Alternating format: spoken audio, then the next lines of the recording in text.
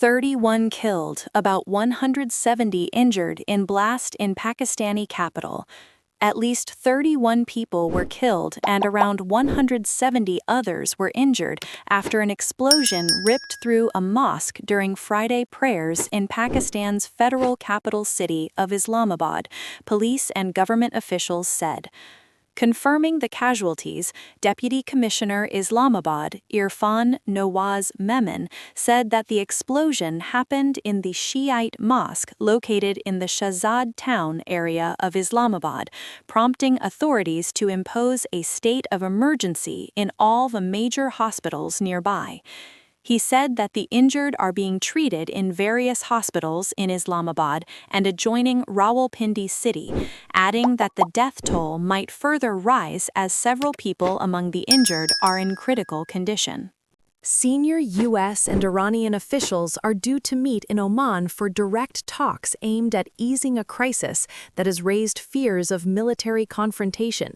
The meeting follows a U.S. military buildup in the Middle East and comes after violent repression of nationwide protests in Iran last month, which human rights groups say killed thousands and led to mass arrests.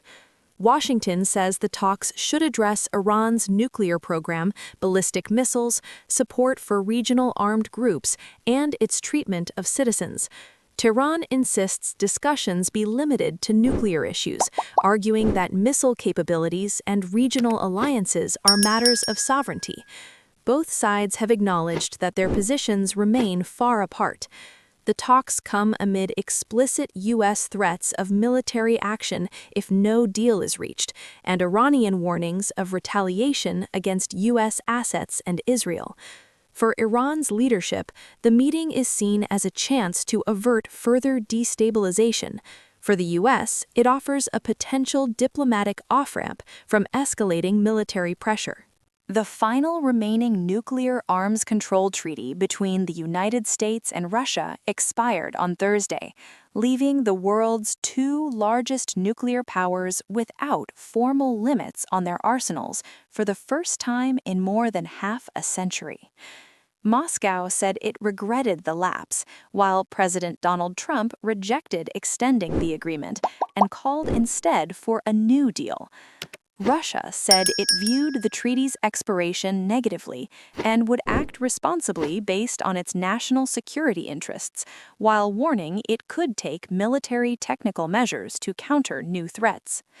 Trump said the agreement was badly negotiated and argued that any future pact must include China, an idea Beijing has repeatedly rejected.